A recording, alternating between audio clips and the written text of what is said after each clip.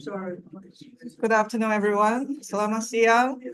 Thank you for coming to today's ISG. So before we start, I would like to acknowledge and celebrate the first Australians on whose traditional lands we meet and pay our respect to the elders past, present, and emerging. So today we're very happy to have a relatively new member, I think, to the ANU Indonesian community, Dr. Jara Sastrawan. So Jara has had his PhD from University of Sydney, and I believe did a postdoc fellowship at the French School of Far East in Paris, and then came to ANU. So he is a historian at the School of Culture, History, and Language, and he specializes on history of Southeast Asia, especially on Indonesia. And today he's going to talk about a very fascinating topic to me as an economist, the connection between history and economics from archaeological evidence from Java. So we'll have 45 minutes for Jara to speak with hopefully minimal interruption, and then we'll have 45 minutes for question and answers. So Jara, please. Thank you very much, Sarah. Thank you very much as well to the Indonesia Project for the invitation. I'm very glad to be here and very grateful for the support. I think that the opportunity to share some of the work that's going on, that I'm working on, but also a great number of my colleagues are working on, is a really valuable one for us, not only to be able to share, but also to be able to hear a variety of different perspectives on what has until now perhaps been a rather underworked topic. But as I was mentioning before, I really feel like at the moment we're in a sort of an upswing or an uptick in interest in ancient Javanese and ancient Indonesian history. We've got more resources at our disposal than we've had in at least recent years. And so I think that there's a really strong opportunity at the moment to be revisiting some of the issues, some of the assumptions and paradigms that have been taken for granted, having been established quite a long time ago, kind of mid-20th century, to think about how we might reconsider the oldest parts of recorded history in Java and of Indonesia more generally. So since this is a forum where many of us engaged both in history but also in economics, I was thinking that a way in would be to talk about a particular economic institution that plays the most prominent role in the relatively thin historical record, not relatively, very thin historical record of ancient Java, as a way sort of into some of the issues that I think are deserving of attention. So I'll start just by talking very briefly about the way I look at ancient Java and the history of ancient Java as a set of relationships between social institutions, as far as we are able to perceive them, and then really focus on the benefice as the sort of the star of the show, particularly when we look at the extant historical record and using it as a way of examining the different relationships that we're able to perceive, and then going into a bit of detail about how and why that institution came to the fore. So many of you may be familiar with Java, many of you will have visited, and many of you will have some familiarity with the ancient history that is fairly palpable in a lot of parts of Java, particularly in central Java, particularly in parts of East Java, where certainly the monumental physical remains of ancient Java are still very much present, such as the Prambanan temple that I showed at the title slide, but also a wide range of other material culture that we are able to see, particularly in the museums. This incredible gold work found in Wonoboyo in 1990 is just one of a huge amount of evidence regarding the material wealth of this period of Javanese history from around about 700, maybe a bit earlier, to around about 1500. Often called the Hindu-Buddhist period, a term which on the one hand makes sense and on the other hand has a lot of problems associated with it. but so does the word ancient, so does the word medieval. So in terms of these periodizations, we can sort of take our pick of which problems we want to deal with. In addition to the material culture that's more palpable, we also have these literary traditions, which continue to play an important role in shaping the traditional literatures and performance repertoires of particularly Java and Bali, but to a lesser extent, other parts of Indonesia as well. Javanese renditions of the Indian epics, like the Ramayana and the Mahabharata, Javanese sort of original works, such as the Panji stories, which come out of the later part of this period. And these literary traditions continue to be a source of sort of cultural guidance and inspiration. Perhaps one aspect of ancient Javanese society that is, I don't want to say overrated, but one which is emphasized to a great degree, is the existence of these precursor kingdoms, which in nationalist historiography have become part of the longer story of the development of the Indonesian nation. The one that we all know about is Majapahit.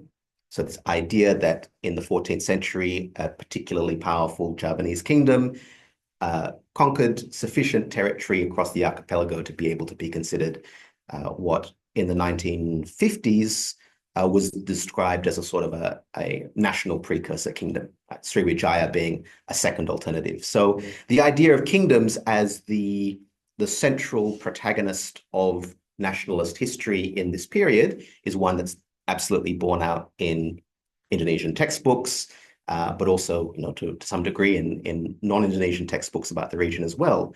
And many of us who are educated in Indonesia might have this experience of learning about history in primary school as a sort of successional parade of dynasties, one after the other, culminating in Majapahit. So that's a particular perspective.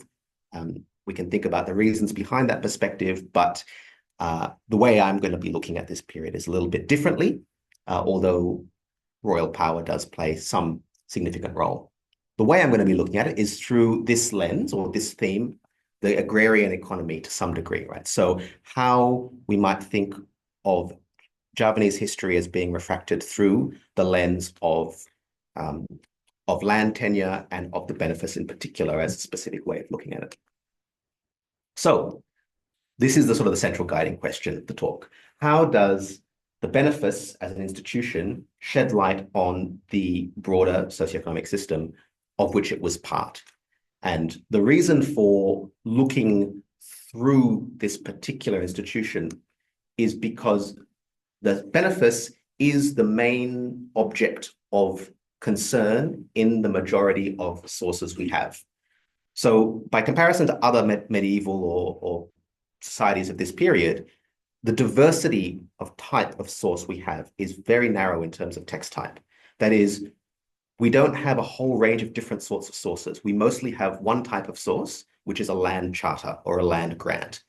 Anything of significant length from the record of this period, for example, stone inscriptions like this one, metal inscriptions like this one, or even manuscript traditions like this one, the primary sources that are available to us from this period are predominantly land grants. Secondarily, they are legal rulings or documents pertaining to court cases. There's very little in terms of other kinds of primary source material. So in a way, the uneven preservation of source material limits our scope. It makes us only able to focus on certain things.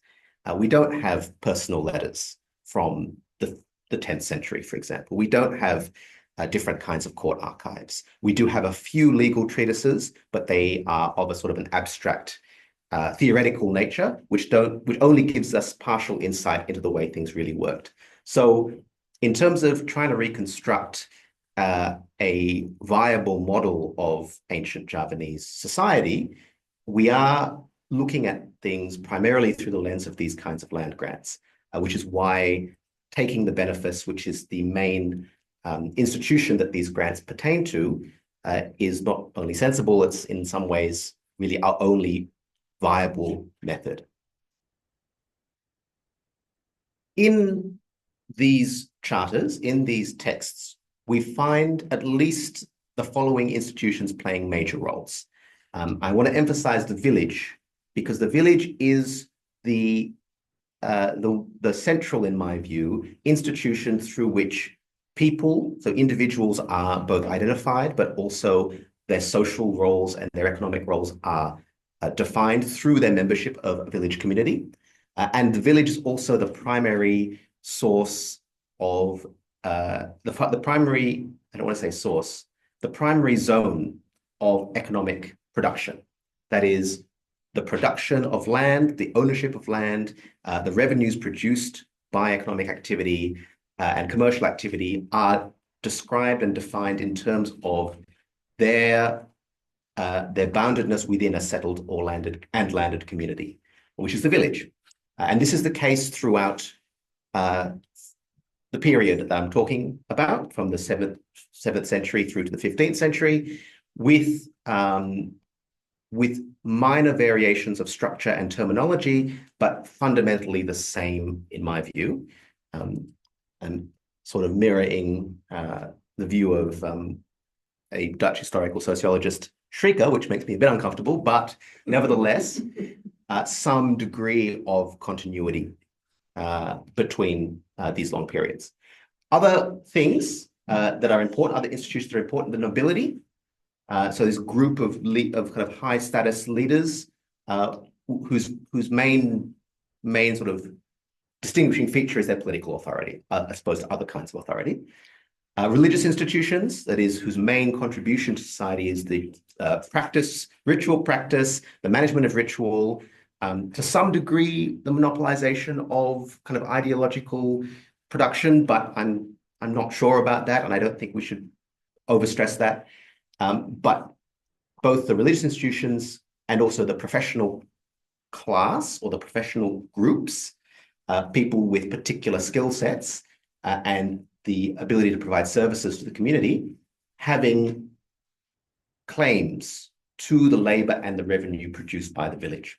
So this is the sort of the basic set of relations that I want to start with, and through which I want to look at source material, is that the village is able to produce labor. The nobility as a group has an authority to arrange or manage those the distribution of that output, and then these organizations are able to consume some of that output in order to perform their specialist functions.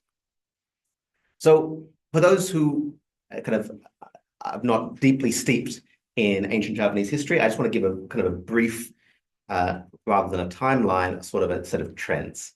So politically, I think this is an important observation. We find that royalty in Java starts out more as a sort of leadership among equals, or at least a leadership within a group of nobles. And the king, for example, does not relinquish his noble status or his position within the group simply by being the most highly ranked member of that group. However, towards the later period of history, so towards the 13th century onwards, there is more of a sense of royal dynasties exalting themselves above the rest of the nobility, and the dynasty becoming the central vehicle for political power and maintenance, as opposed to a sort of group, I guess, a group prestige within which monarchs vie with each other for preeminence. As I intimated, the village remains the primary unit throughout the period. Particularly, the village is the one which interacts with the benefice most directly. And part of the reason, there are some reasons for this, I think, that the population growth, as has been argued, was the primary driver of economic growth. So we see very little evidence, not that there's very much evidence either way, just to look at per capita growth. Rather, economic growth seems to have been driven by a relatively, strong population growth, perhaps from a low base, in the most productive agricultural areas of Java. A really interesting point is that the villages are not only providers of labor, which is sort of intuitive, but also providers of military force. So we don't have any evidence of standing armies, of professional military forces at any large scale. Perhaps sort of retinues, the kind of small scale trained forces, but over and over again, the inscriptions express the dependence of kings on village military power and rewarding villagers directly and individually for their contribution to military campaigns. So this quite clearly shows part of the reason for the continued political dominance of the village is that they are essential to the military force of kings and nobles. And there's been argued that as population grew within these villages, their tendency was to fissure, to divide up rather than to agglomerate into urban settlements. Religious foundations, as I mentioned, had claims to enjoy the revenues and labor from benefices all the way through within the kind of the Hindu-Buddhist frame, although that excludes a number of other movements that can't be easily categorized into those two organized religions. We have an ongoing and perhaps growing significance and importance of the foundation as an economic unit, with large and grand claims to land, to agriculture, and ultimately, I suspect, to political autonomy. And I always want to emphasize this every time I talk about Javanese history, is that the 16th century is a big problem.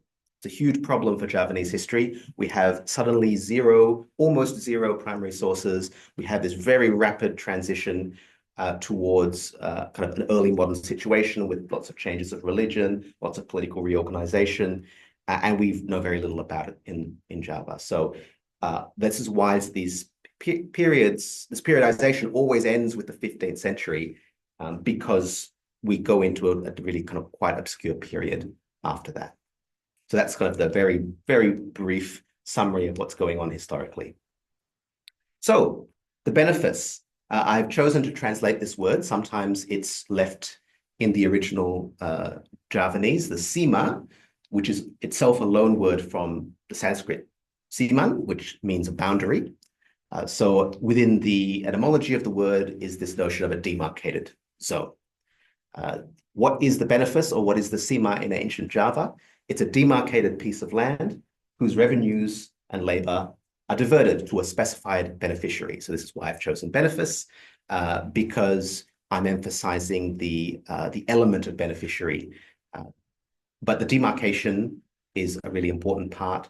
The notion of revenue and labor are also really important. So this is basically the rest of the talk will be structured around elements of this basic definition of what the benefice is. Starting with demarcation. So we see here, perhaps the most simple example I could find to begin. What is the act of creating a benefice? How do we make it? Well, the first thing that you do is to demarcate a piece of land.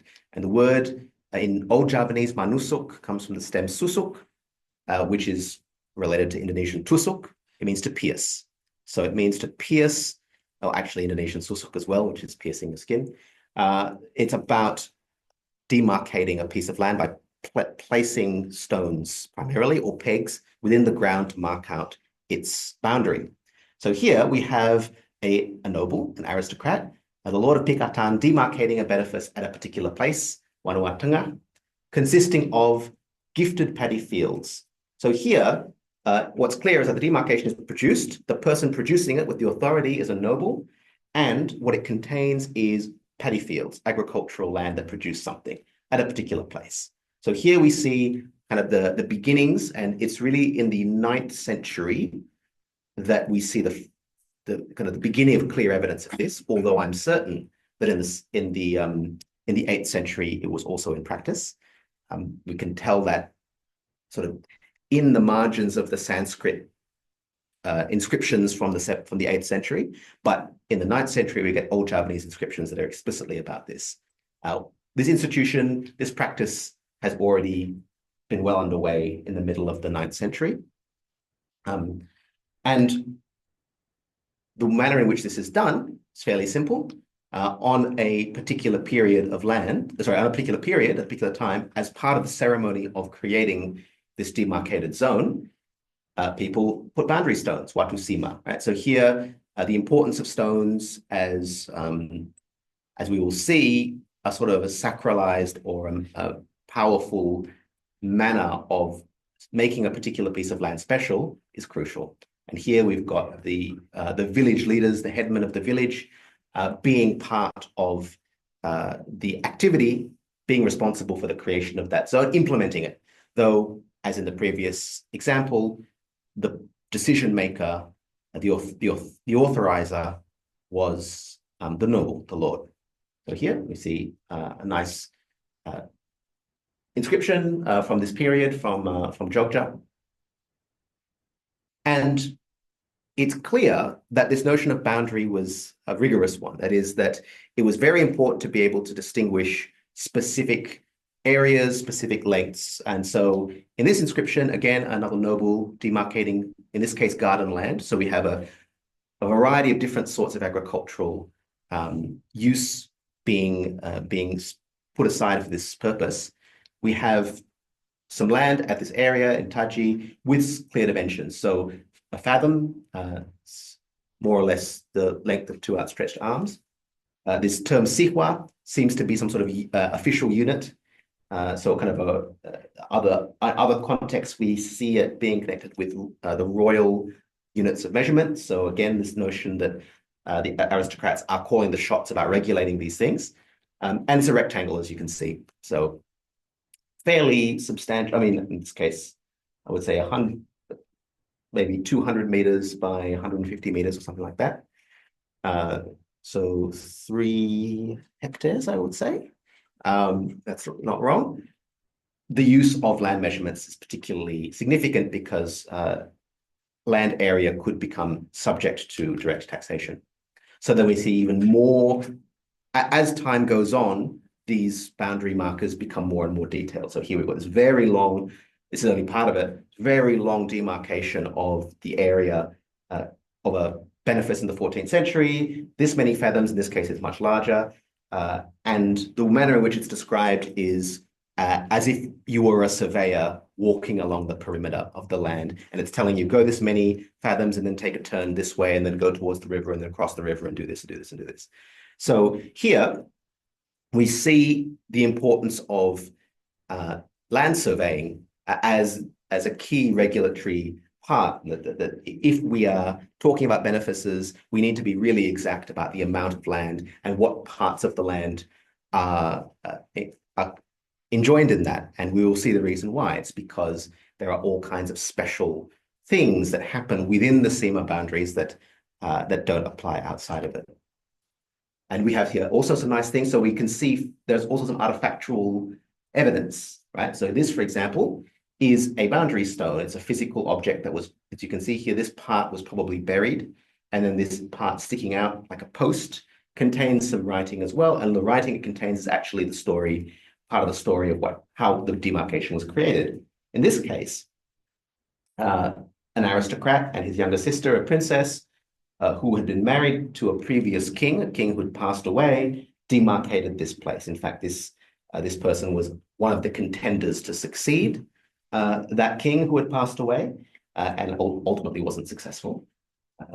But the creation of this benefice as a gift to a monastery associated with smiths and tapahajis, we don't know exactly, it's probably royal ascetics of some sort, received the right to do this. So we see here we're kind of a story based of aristocratic power and the relationship between aristocrats and royals, but the benefice as a way of intermediating some of that relationship, right? We can read between the lines to see that when this contender for the throne is seeking political support from relatives of the previous king, one of the ways in which that political support could be garnered would be through the creation and the gifting of benefices to allied and supporting institutions. So here, one can imagine fairly easily that this nice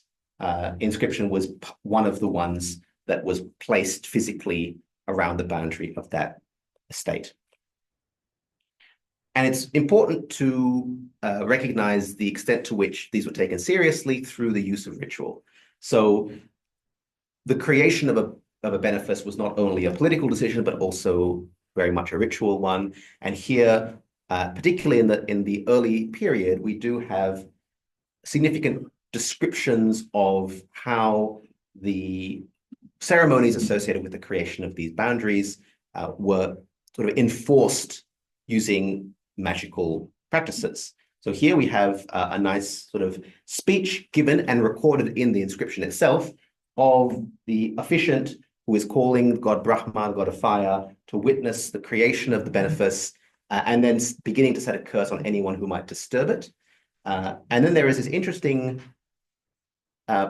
ritual, which I would love to hear if people have encountered something similar in other contexts in the region, in which the egg is smashed and the chicken is killed, is slit.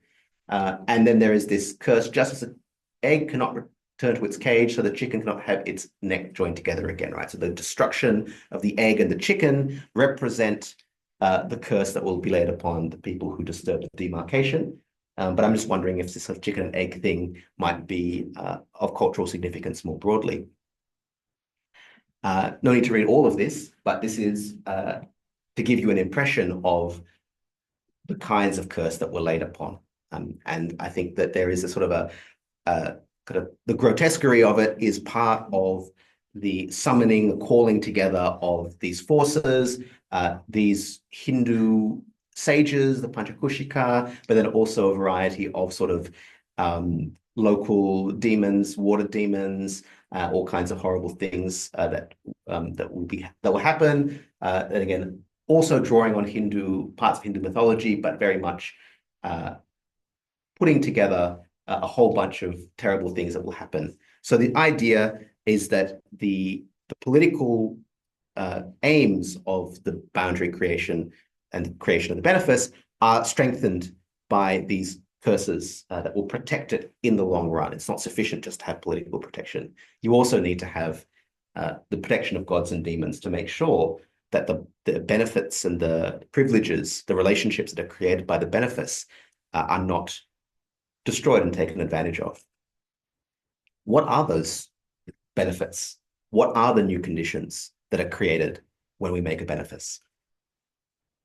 Before going into them, I want to draw your attention to the fact that we don't really understand in depth what the property relations were. We see a number of different terms, which we can interpret to some degree. And what we can see is that there are at least highly differentiated sorts of relation that one can have to land and revenue. We have what we might call ownership, outright ownership. Certainly the etymology of dravya suggests that it is something to do with sort of outright possession. But then pramana, regulation or control, kilala, it's an interesting Austronesian root, claims perhaps, although may also have something to do with inspection, access to an area. The institution of pawnage was fairly well known in Java at this time, and usufruct, use and enjoyment.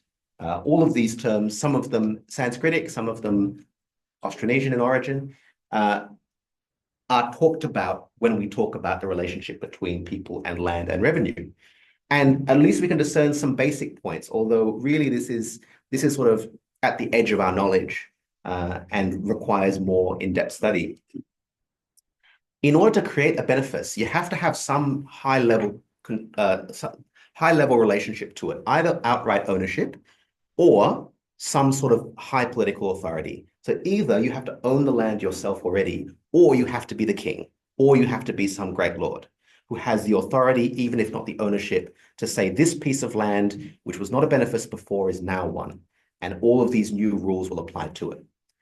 However, the creation of that does not change the fundamental ownership relation.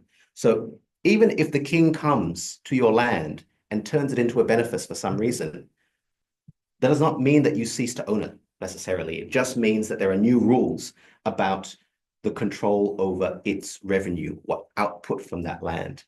So we have to think and delve more into this idea of what kinds of relations are we talking about and how might we describe them? There are models that we might draw inspiration from other societies, models we might draw from India, models we could even draw from medieval Europe about different kinds of relation. And that's an ongoing project. I myself am not yet confident to be able to put a full model out there, but only to draw attention to the fact that these different kinds of relations exist. It's interesting, an important terminological point, which I think has some substance, is that the revenues what called royal property.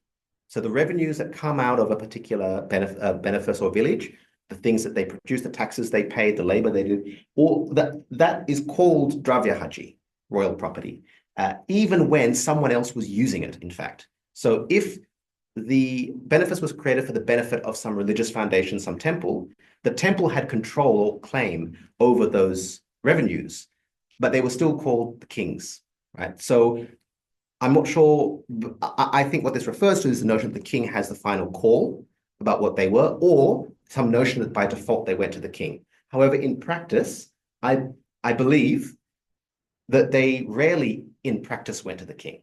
It's not a situation of by default the king is taking everyone's tax and then only sometimes farming it out to others. Rather, I think it's more of a sort of a statement of authority that the claim of the authority to determine where the taxation goes, where the revenues are diverted, always remains with the highest authority, I believe. And it's important that the king doesn't by default own everything. So this is, in a way, a little bit in conflict with some theoretical notions that we find in the Indian literature, about the king being the default owner of all the land. It's very clear from the inscriptions that he was not, and that specific pieces of land were not owned by the king, and that he had to buy them. So here, there is some land, the king, and as we note, he does not ever let go, in this period, in the 10th century, the kings do not let go of their noble titles and status. They are still one of the guys. They're still one of the class of nobles, even though they might have the preeminent number one position within that group. That changes in the later period of history. So here, the king is wanting to demarcate some stuff. So he wants to take the forest, demarcate it, and also some forest somewhere else at Tuna. Also, there's some land that he's trying to give together in order to build a benefice for the benefit of this sanctuary. However, this is all forest land, but he also requires some wet rice, some paddy fields nearby, next door to Tuna. But it didn't belong to him. It belonged rather to the headman, the villagers at Kasugihan, and so he had to purchase it with cash. One kati, a large amount of gold, of silver, so less valuable, but still a lot of silver, in order to be able to make it into his own benefit. And then it was demarcated. Only after it was purchased could it be demarcated for the benefice. And then the function of it was for a personal or perhaps a dynastic funerary monument to the king's late father, who, note, was not a king himself. Yeah, so there's hereditary royalty or hereditary kingship is not necessarily in evidence in the earliest period. So the king, despite being the king, has to still sometimes pay cash. What are the things that you get out of having a benefice? What's the benefit? Well, one is that the villagers tend to produce revenue, this dravya haji norm that we've talked about. And usually it goes to somebody, but when the benefice is made for you, it comes to you. So the idea here, for example, in the Rukam inscription, is that the village produces revenue of this much, some silver and some gold, and it will accrue rather than to its original owner, to its original beneficiary, rather it will accrue to the sanctuary, the religious foundation. It also produces some labor. Again, royal labor, perhaps in the sense of the labor commanded by the king or the labor over which the king can make decisions. Its royal labor will now be to fix the origin shrine and make sure it stays in a good condition. So this is how many of the religious buildings were maintained, through a grant which compelled the village to contribute its labor and its time in order to make sure that the religious foundations were kept in good condition. So it's a responsibility for all of these temples, these structures within the area, for the village to take care of them and make sure that they don't go into disrepair. So that's the basic sort of formula. And then we have various kind of arrangements to divide. Here we note another religious institution, a Buddhist one in this instance, will have control over the royal revenue. Yet again, this distinction between pramana, control, and dravya, ownership, is quite clear here. Somehow, the congregation is the one who has the claim and the enjoyment, but the royal revenue remains by nature royal. This output will be divided into three parts. One benefit goes straight to the deity, that is deity of the temple. The other will go to the congregation itself, the Sangha, who need it for daily purposes and keeping things, running in the monastery. And the other goes directly as income to the people who are running the servants and stuff. So this is how the Dravya Haji, the royal revenues, could be distributed in a particular example for the benefit of a Buddhist monastery. But there's another group of people, the professionals. If you remember from one of the first slides, there's the professionals as a group of people with special skills who need financial support in order to do their job. And these are the ones who can claim royal revenue, mangilala dravya hajis, word kilala, somehow taking part of the royal revenue that the village produces in order to do some stuff. For example, this is another real challenge. Many of the terms are obscure, mang rumuai, mang limus galus, but some of them we can sort of tell. There's padam api, which maybe means firefighter. Tapa haji probably means royal ascetic. Air haji, maybe something to do with water. We're really having to guess a lot of the time about the specifics of these roles because they only ever appear in these lists, right? So again, the uniformity of our source base, the lack of diversity, actually is a real challenge for us because it means that we can't recontextualize what's going on. Sometimes you'll just see, 20 inscriptions that talk about this role in exactly the same way. And so we can't get any further information about what they do. But we know that they seem to be people who are doing a service and that they normally would have a claim on the royal revenues, but that in this case, they were denied that claim because those revenues were being given to somebody else. And then there were also another set of payments, seemingly compensation payments. We don't know much about them either. But the beneficiary of this particular grant, in this case, the chiefs, so sort of the local officials, were the ones who have the authority or the control, rather than these professional classes. Those could include artisans, right? So here one of the good things, I was a bit negative about the sources before, but one of the good things about the sources is that they do provide us with a little bit of insight into some of the variety of occupations and professions that were happening at the time. So here we've got a whole list of artisans who are now experiencing a slightly different tax regime than what they were before, right? So these were people who would presumably have be contributing taxes, right? So these are people who do some work and they are making red dye, they're making nice ikat works, nice textiles and stuff, catching birds. Their activities will be to some degree taxed or levied, and then what comes from them is given to the deity, given to the religious foundation, right? And then only another part of it will go to those professions in the previous slide. So there is not only a group of people who seem to live off the royal revenues, there's also a group of people who don't, but have to rather pay them. So there are some artisans who are not sort of state funded, I suppose, not supported by the fiscal regime, but rather they suffer from it. They are the ones being taxed, and their everyday business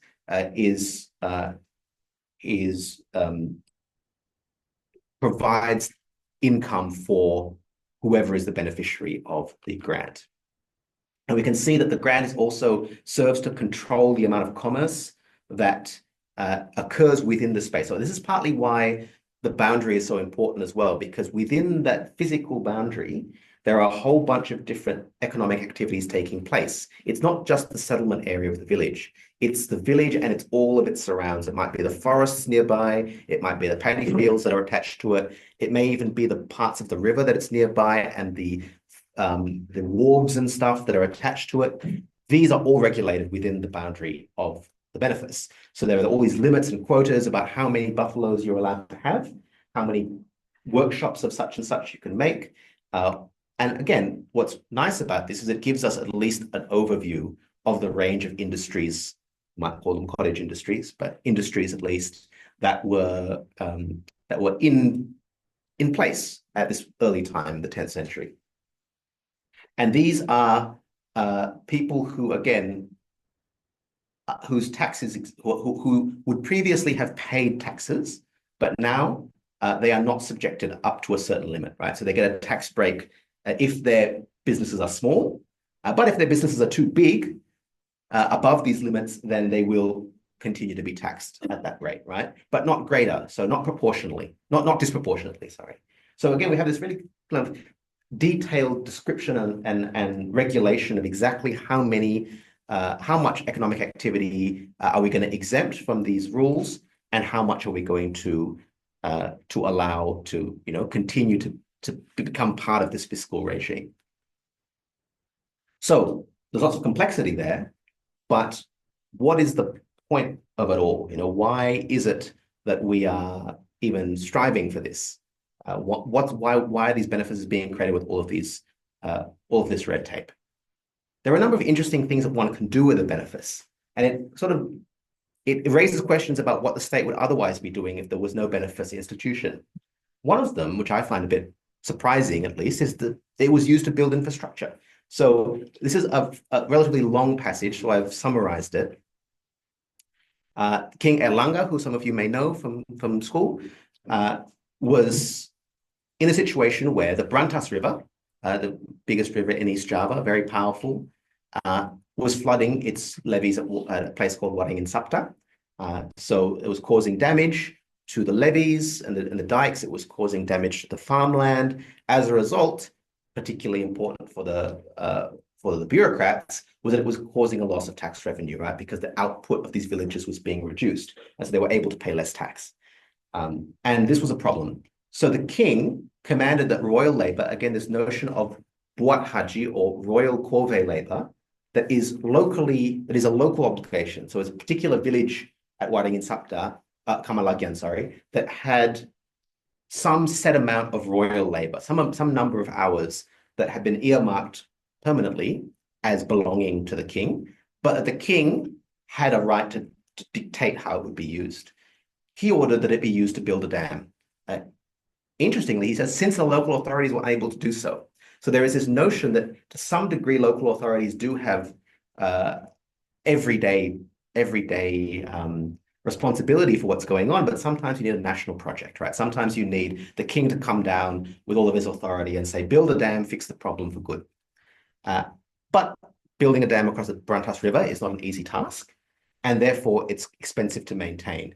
And what he did, in order to continue to fund that infrastructure, to make sure that just like the religious foundations, they didn't go into disrepair, what he did was create a benefice at the village in order to continue to fund the maintenance of that. So what does this say about the state? Well, it says that the king is able to authorize the use of labor, but not necessarily to deploy his own labor from outside, right? So that the labor force is the local labor force to which he has a directive claim, and that he doesn't have a kind of cash budget that he's able to allocate and bring money into the village, into the state in order to maintain it in perpetuity. Rather, it's more efficient for him to direct the local economy to kind of fund itself and be self-sufficient.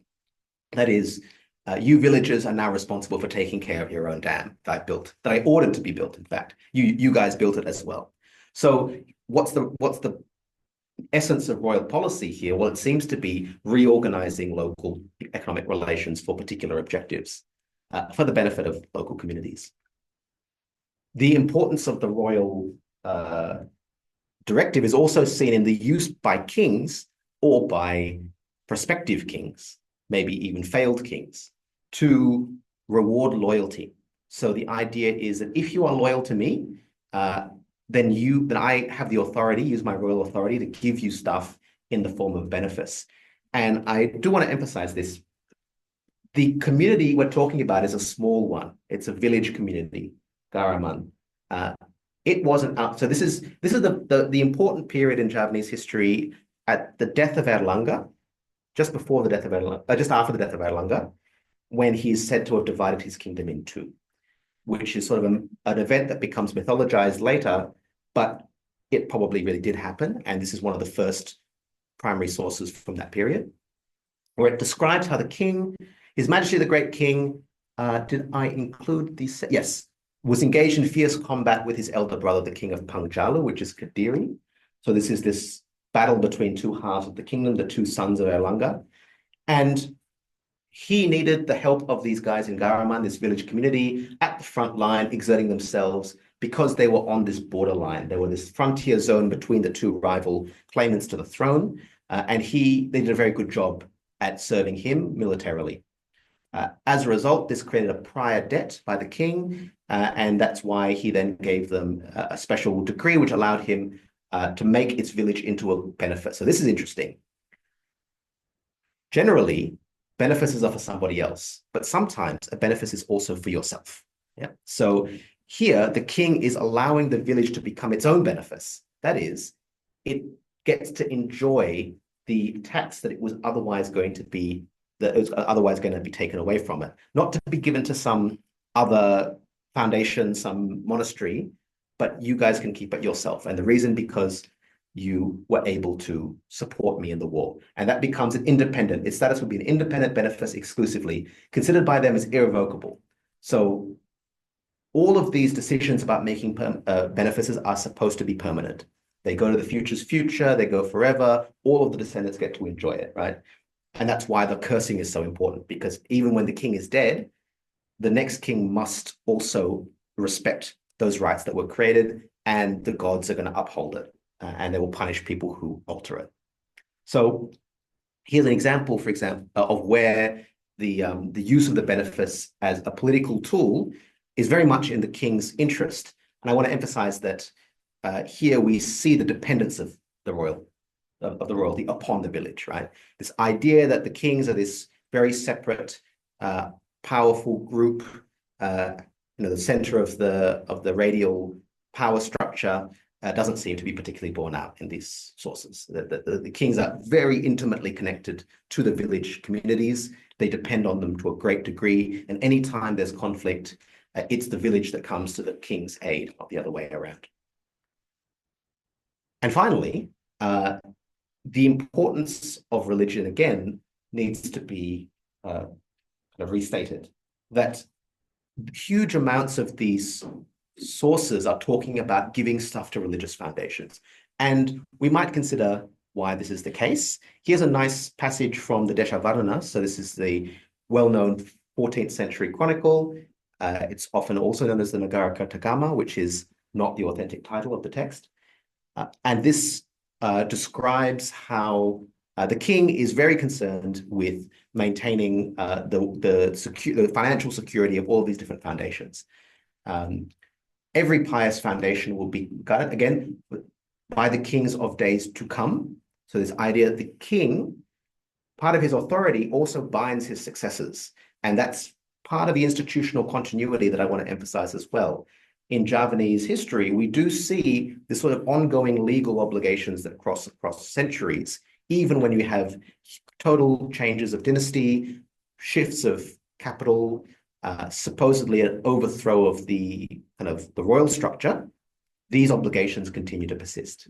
And the purpose, it seems to me that the kings are so concerned with this because they believe that the religious communities will protect them spiritually. Right? So that if they are good to the Brahmins, if they're good to the ascetics, if they're good to the monasteries, and if they protect them, then one, implicitly in that regulatory activity, you will be able to control miscreants and criminals. That is, you'll be able to make sure that people don't work against you, or that insurgencies are not formed if you have this loyalty within the countryside. But then also particularly that their observances, meditations, and vows may bring about the welfare of the world, right? So I'm often a little bit not such a big fan of sort of these cosmological perspectives on history and how the Javanese worked, but there is without doubt some degree in which the kings understood that their secular physical power did depend on spiritual protection, and who better to provide that than the religious, than the clergy, including the ascetics that wandered through the forests and built these lovely structures deep up high on mountains and in the jungle. So what does this all mean? I've sort of presented a large amount of sort of primary data with a little bit of scaffolding, but I wanted to sort of present that so that you get a sense of sort of the diversity of what we're doing and also some of the limitations, I guess, of model building. That I've gone as far as I feel comfortable presenting an abstract model without overstepping the mark. But I think there are some key points. The first is a kind of methodological one, which is that the benefice is the center of the story. And that's not necessarily a great thing because it means that we don't get to see very much else of the structure, that we're looking at everything primarily through this lens. And it's interesting because it's the exception. There's a benefice is something which we had to write about because it wasn't the normal state of affairs. We don't have any treatises or any texts telling us what the normal situation was or how the tax system worked in general. What we have is these specific documents that tell us, well, it's not like that. It's actually like this other thing. It doesn't go to these guys. It goes to the monastery instead. So we're having to work backwards or read, between the lines to figure out what the actual rules were through looking at the exceptions. And I want to emphasize that we only have these sources because they are physically durable. They're on metal and stone. We don't have any, we have almost no palm leaf manuscripts from this period, and the ones that we do are kind of copies. So we don't have any kind of, it's exceptional that the benefices were recorded on these documents and some legal rulings, but not other kinds of text. So there's something special about the benefice that it needs to be super permanent in a way that perhaps other legal positions, other legal political decisions didn't have to be, or maybe could not be for some reason or other. We don't know. I emphasized several times already the importance of the village. Even when the village presents itself as a mendicant, asking for the favor of the king, bowing and scraping, it's clear to me that the village is really the one who's calling the shots in terms of being able to provide the king with military support, economic revenue, and using these sort of language of hierarchy and debt and agreement in order to sort of make that palatable in obviously a society of social inequality. And so I want to leave with kind of a question. It's clear, particularly from some of the later slides, how the kings saw the benefice as a great way to extend their power. They're like, Erlanger wants to build a dam. All right, I'm going to put this benefice out there, and I'm going to make my policy happen. Oh, I need to, make sure that my allies are loyal. I'm going to give them benefices. But at the same time, the effect of it was to release those communities from existing obligations, right? So you're paying them off in a way that they now have a perpetual income, which is not dependent on anybody else. They become independently wealthy. So ultimately, what does this mean? If you keep doing it over hundreds of years, then what you end up producing may well be a group of highly autonomous, small-scale units. What does that do to your power? What does that do to the kingdom as an integral unit? I don't know. We don't have enough information.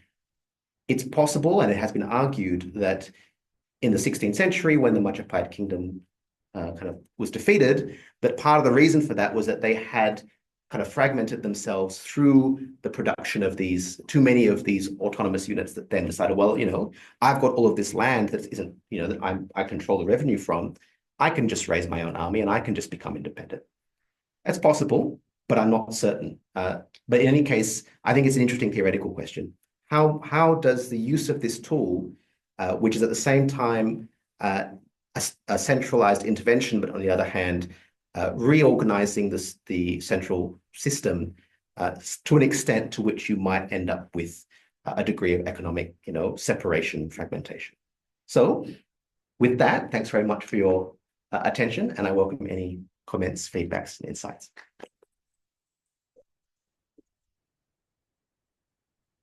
Sarah, any questions?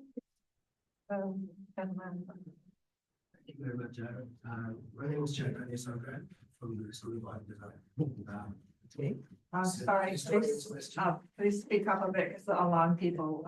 Sorry, this is coming from art history and trying to take advantage of the fact that you prefaced your discussion with an invocation of those great monumental structures. I'm wondering how you might be able to look at this the other way around. that the fact that those great monumental structures do exist in Indonesia and elsewhere, how might sīma have, and the practices of sīma have led to the possibility of those intergenerational projects of construction? Given that, in many cases, we know that those projects extended intergenerationally, but also interregionally. Yeah, great. Thank you. That's a really good question. I'll just take it one at a time, I think, because my memory isn't that strong. Yes, it's clear that the major structures of the Central Javanese period were these very long-term projects, Borobudur and Prambanan. And I think that the perpetuity of the sīma institution is crucial there. That is, once a king produces it, he obliges all of his successors to continue those rights. And there are a couple of instances where a king has violated that and has destroyed the sīma of his predecessors. And it really goes, it's not clear whether that's legitimate or not. It may not be. In any case, it's necessary to have these long-standing, decade-long arrangements. So if a king in a sīma grant, but we don't have one for Borobudur, sadly, but if a king in a sīma grant decides that the construction of the temple is something which is an obligation of that benefice to do forever until it's done, then subsequent kings, even if they are of different lineages or whatever, are in general obliged to obey that. So I think that, going back to your point, what the presence of all of these temples shows is that it was successful, basically, that the benefice was able to direct and concentrate huge amounts of labor and resources to these projects. And I think that that's a model that makes more sense to me than this idea that, for example, some great Challenger king, had this massive treasury and he was, sending out all of these gold to create something and bringing, that doesn't seem very plausible to me. What it seems to be the case is that these regulations were diverting local, let's say, existing output, which must have been significant, therefore, which must have, these villages must have been pretty rich. And we can see from some of the values of the weights of the gold and the silver that it's a lot of money that was changing hands. So yeah, I think that that the presence of those structures really shows how important this institution was and how much money, how much economic power we're really talking about at this time. I know it's 15th century, but can you say anything about, in talking about the sort of ritual practices and so on of the sīma, and you talked about the erection of pretty impressive stone and monuments and so on. The transition, are there any sort of logical connections or transitions that you can see with temples like Candi Chitto and Candi Suku? Were they sort of outgrowths from larger entities like these? Yeah.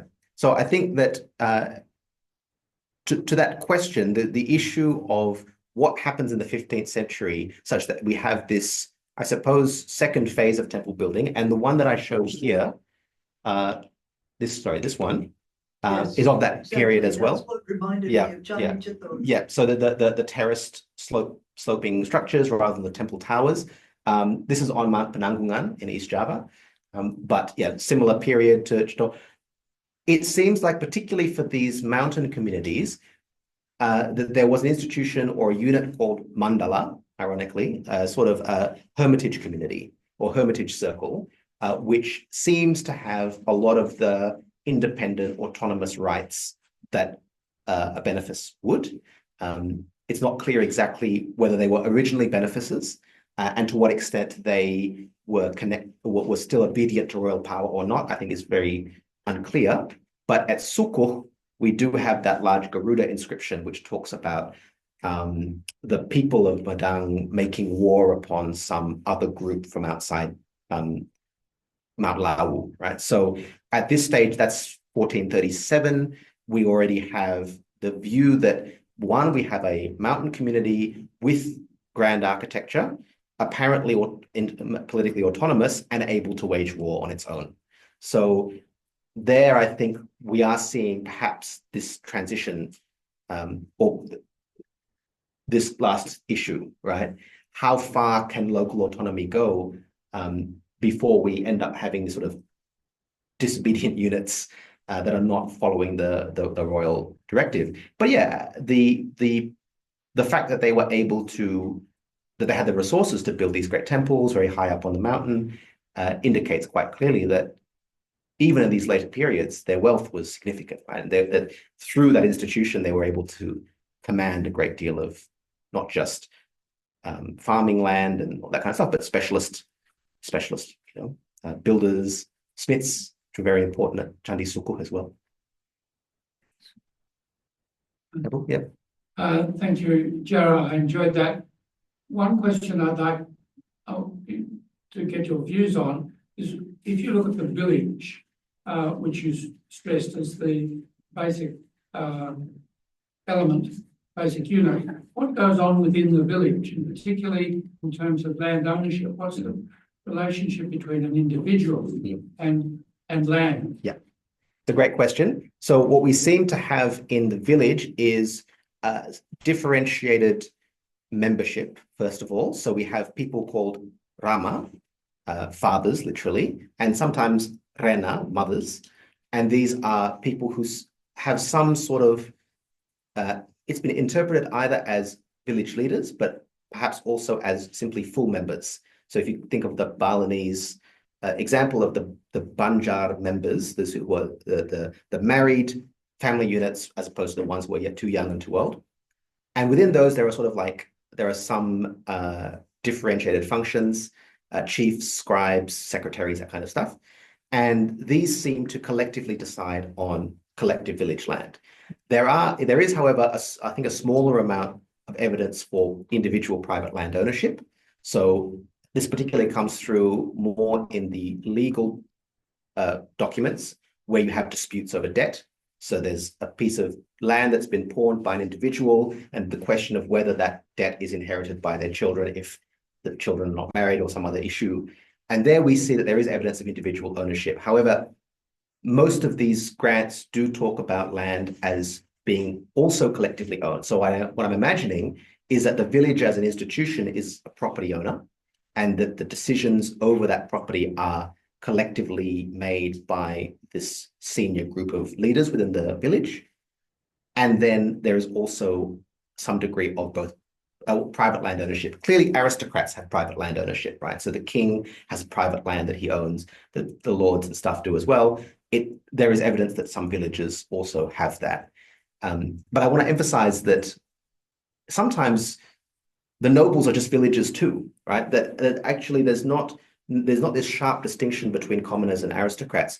Even the nobles or the gentry still belong to some village or other and still seem to retain their obligations and affections to it. So yeah, the village itself as an institution does seem to be a primary landowner, and there's sort of, I guess, I call village land that is cultivated. But in addition to that, it's quite clear that individuals can also have plots and that kind of thing. Two questions. Sure. One was on your slide earlier when you were looking about, I think it was about both about village income and then about tribute. You're talking about gold and silver. Wasn't clear to me how gold and silver enter into this economic system that you're talking about. And my second question was trying to remember, what I read many years ago about these different theories about the nature of polities in this region. On the one hand, this might be a really stupid thing, excuse me, but this idea that you're talking about this economic basis of these relationships seems so at variance with what Geertz was claiming in Nagara, where he's got that footnote where the guy says to the colonial official, why would we be bothered about that piece of land? To emphasise his point that it's all about control of people. But then your conclusion seems to me to feed very interestingly into Cambia's notion of the galactic polity, and to give it a kind of it's almost like you're giving a material description of how those fissions that he talks about as the basis of that model occur. So I mean, I just found that very interesting in terms of trying to put together some of those different ways that people have talked about polities in Southeast Asia. Yeah, that's a great question, actually. The first one first. So I think a point to make is that it seems like ancient Javanese economy was quite monetized by contrast to others, particularly say Cambodia, the ancient Khmer. At least everything is denominated in gold and silver coins, and these are weights more accurately. So these are all weights, and there is archaeological evidence for lots of kind of coin hoards, and this sort of gold and silver currency seemed to be used all the way through to at least beginning of the 14th century, when suddenly you have a rapid transition to copper money, Chinese copper money, called benefice. That seems to have been quite a sharp changeover. But yeah, throughout most of this period, everything, including labor. So even the royal corvée is denominated in terms of this much gold. So what that seems to entail is that, at least for accounting purposes, that people are dealing in this bimetallic currency all the time, although it was real. So I'm not 100% sure whether, basically, even when it's not kind of nominated, well, I'll go this way. This one, yeah. This one, yeah. So this one? Yeah, that one. The royal revenue. Oh, that's what. Yeah. So here we've got a certain amount of, so it's, revenue, it's the revenue is nominated and it shall accrue. So it seems like the revenue was probably paid in cash, I'm guessing. The labor, this one might be not, strictly defined, but however it was, I'm a bit doubtful that these are merely accounting units. I think that they will probably do represent real cash, partly because there are also other sections which I didn't go into of the ceremony where it's a lot about gift giving. So the people giving, expensive clothes to the participants, and often given bits of gold and bits of silver too. So definitely, I think there's a lot of metal going around. The bigger question, I must say that my impression from the source material is that land is really important in Java. So to a greater degree than the other cases that inform that model, Geertz's model, Walter's model, etc. The point I wanted to sort of differentiate from that is that I don't really see the circle of kings thing as the main game. Like it's there, but really it's the relationship between nobility as a class and the village as a group of institutions that I think is most operative, at least in these sources. Can't speak beyond that. You do see that mandala model imagery in the Deshawarana. So in the chronicle text written for the king in the palace, they do talk about the country as a solar system and the sun and the moon and the planets. And that was used by those scholars to look, the mandala is there in Java. But part of me thinks, it does seem quite a theoretical perspective. It does seem like an idealization of the reality, and an overemphasis perhaps by the king on the importance of other nobles. In terms of practice, we do see, what I find remarkable is that the relationship between king and village is not really mediated very much. So it's not as though, you have to go through all these levels of satellites to get to the outer rim. The king has a personal and immediate relationship, as you can see here, with these small time villages. So, but I take your point about this, and I'm not certain, but I think that it's clear that we don't have a sort of highly bureaucratized state. I mean, that's the kind of the basic insight, and I think perhaps the basic motivation of those models was to say we don't have this unitary state. We don't have sort of sovereignty uniformly distributed within a boundary. Although I do note that the importance of boundaries is perhaps understated in those models. So I emphasized here how important boundary setting is. On the other hand, I think that the the use of these benefices, because it was double-edged, perhaps ends up not so much creating a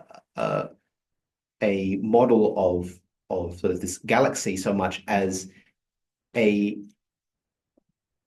suppose, what's a galactic model without a center?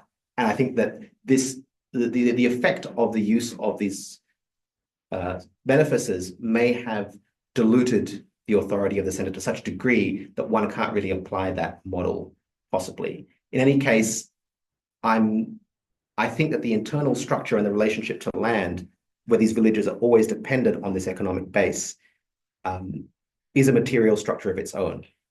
Maybe it could support Tambaya's kind of more cosmological model. I'm not sure. I have to think about it a bit more. So thanks. Yeah, thank you very much for nice presentation. So it seemed to me that you're trying to argue that the fact that society in Java developed is not only cause of pigments, so there's a class of a group of people that are very powerful and change everything, but rather than actually that they already form property right in which because of the property right of the land induce a lot of innovation from the ground. Now, what I really see that this property right system that being developed is actually a coordinate property right system, or it is actually local. And if it is local, exactly how this property right being enforced? Because there is also you could get a property right, but if there is no enforcement, there is no use as well. Yeah, it's a really good question. I'll go back to this slide. It's really hard to see below this level that I've presented here. The questions that you're asking are sort of difficult to see behind the inscriptions, because the terms that because we don't have the overall view, we don't have like the kitab for the system, right? We only have these exceptions. A term that's often used is what's called the just trying to find the right English translations. It's like according to the established norms is the term that's used. So when they say things like, oh, we're organizing the distribution of this purchase or this benefice, we are doing it in accordance with the established norms. End of story. So a great question is whether those are local norms or whether they're universal norms. I suspect that what my gut feeling, although I can't prove it without evidence, is that it's likely to have been a set of local arrangements that were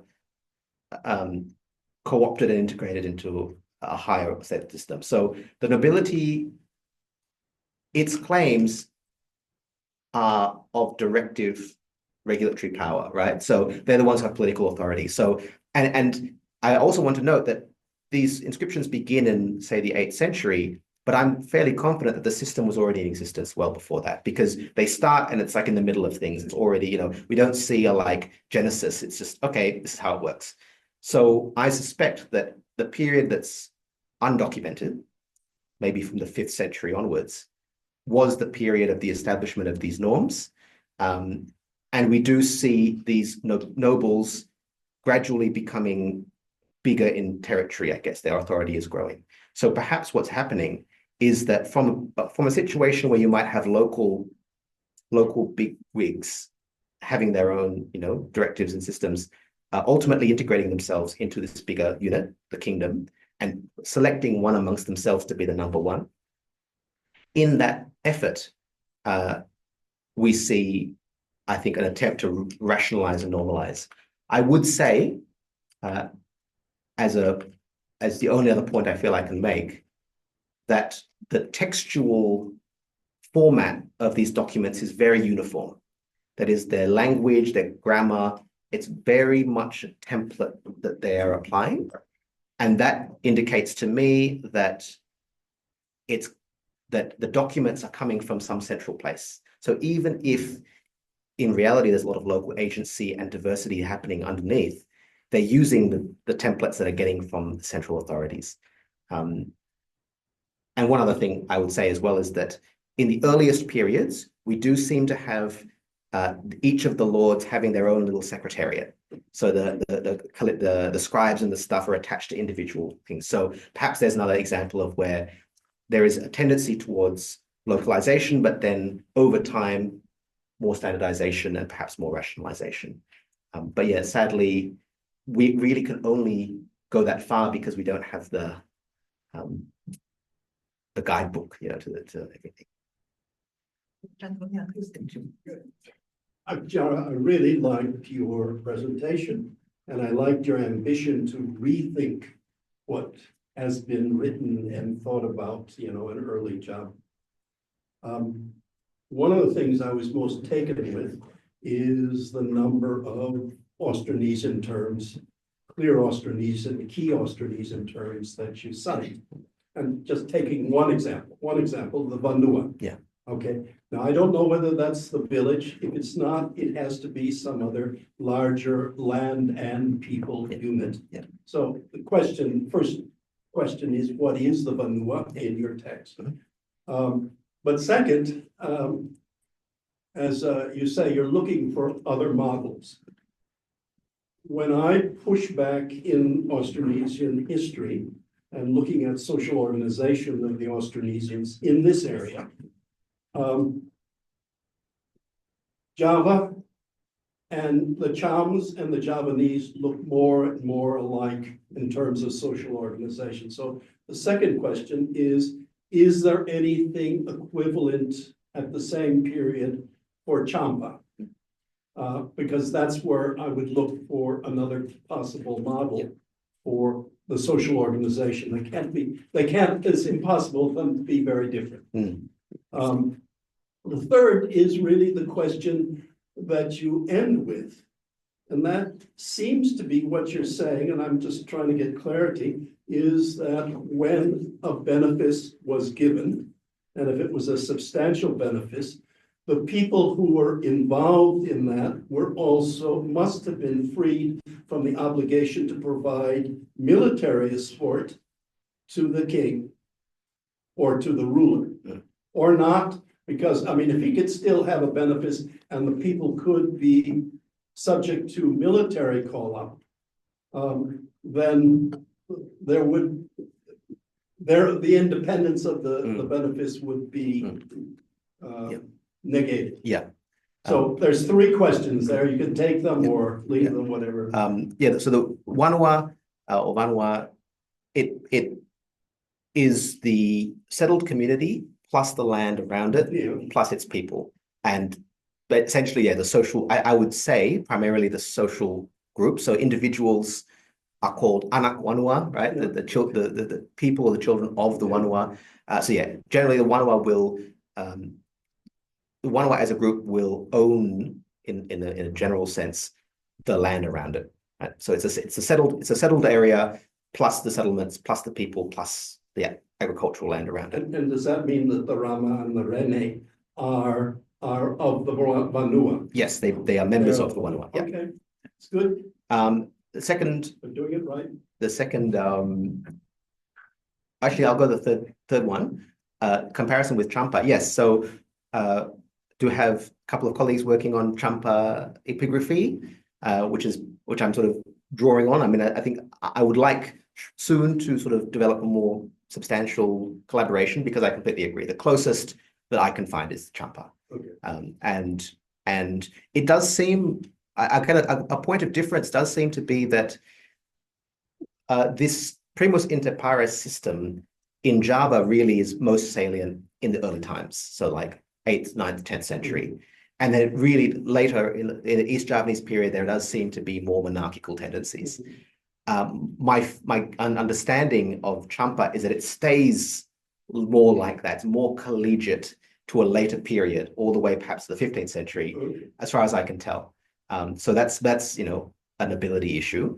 But in terms of the village relationships, I have to learn more, basically. I have to figure out to what extent this institution exists. It's interesting that the word sīma seems to be mostly used in Java, even if there are parallel institutions elsewhere. So perhaps in other places, Bali, where the Balinese do seem to have such a thing as a sīma, but they don't call it a sīma, or they rarely call it a sīma. They call it some other thing.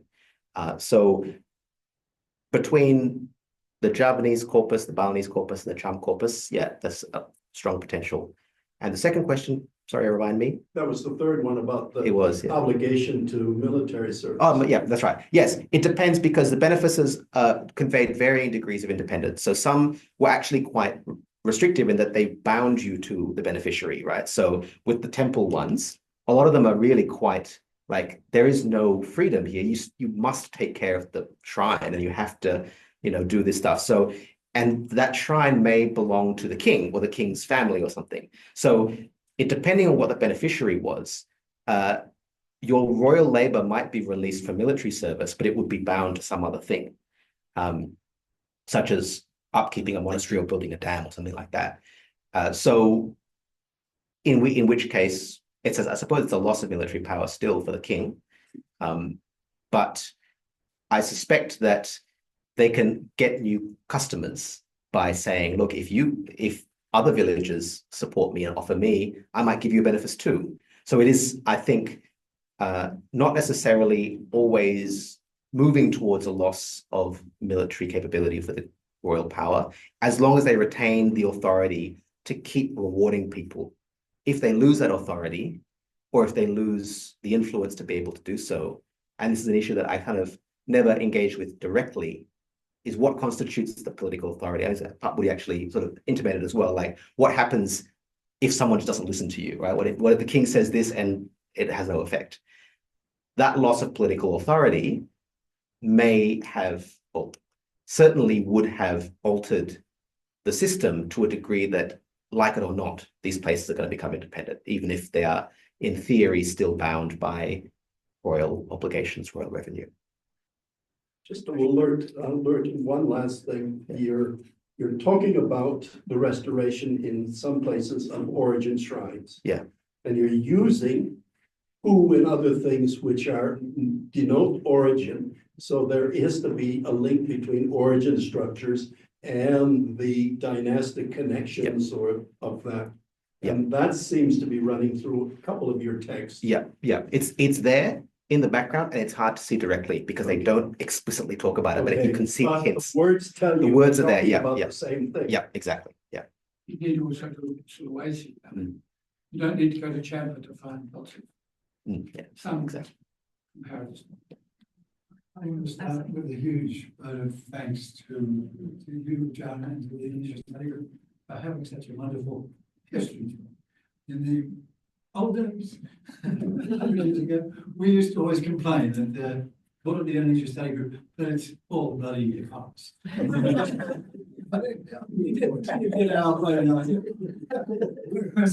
Actually, after a while, well, no, it's too late. We couldn't even say that. Now, I mean, thank God, somebody remembered. Actually, there are other subjects besides economics, and you did it so beautifully. So thank you. I think I've got so many things I want to talk about, but let me start with the idea of monarchy and monotheism, because I was so excited in a way by, I mean, you know where I am. That's an interesting complex. But Haji, which you use for royal, none of them did I see it used as a noun. King, only as an adjective. Now, does it really mean king in the sense that later terminology suggests? Or could it be something like the ultimately sacred quality? Because the curse, the wonderful curse, was that 8th century? Early 10th? Anyway, so about the earliest of the things we, I mean, all kinds of deities and demons and so on are invoked to punish this poor guy, so he has no escape. But Shiva is never mentioned, which Shiva seemed to be what eventually kings were. I mean, for kings to rise, they need monarchies, and they need to be able to say, there is a king and I have a privileged access to. So, I mean, and as I understand it, Shiva does that more or less. They use Shiva in royal ceremonies, but no sign of that yet. So I wonder whether this tells us something about both the nature of kingship, which isn't really kingship, and monotheism, which isn't really there yet. And then, I mean, it's related, please, the transition, which, I mean, if that is true, then I mean, it's hard to ignore the power of the state, as you pointed out, once it's moved to East Java and then to Matabai. How much is this to do with foreign intervention and trade? I mean, of course, the fact that there are ships on the Borobudur, so many ships, I think about 7, suggests that there was foreign trade, but it must have been damn difficult. You know, even if I'm right in thinking there must have been a port on the south coast, it was difficult to navigate large ships and so forth. Whereas once it's in the north coast, India wanes and China waxes, and you start to get this tributary trade, which is by definition has to be from a king. You know, the Chinese won't accept anything music from the king. So the sources, of course, then exaggerate kingship, but so to some extent perhaps does the reality. And is it perhaps also the Mongol intervention is also another kind of foreign intervention which increases the value, the importance of trade and the cash, the bichi that you mentioned. So is that this is another thing, but is that where we should look for the reason for this transition rather than an internal A conquers B conquers C? Thanks. Yeah, it's really a number of things there. The royalty issue, the terminology is challenging because words like Haji and also Ratu appear only at the beginning, and they are quickly pushed aside by Sri Maharaja. So Sri Maharaja becomes the sort of the go-to term for the #1 monarch.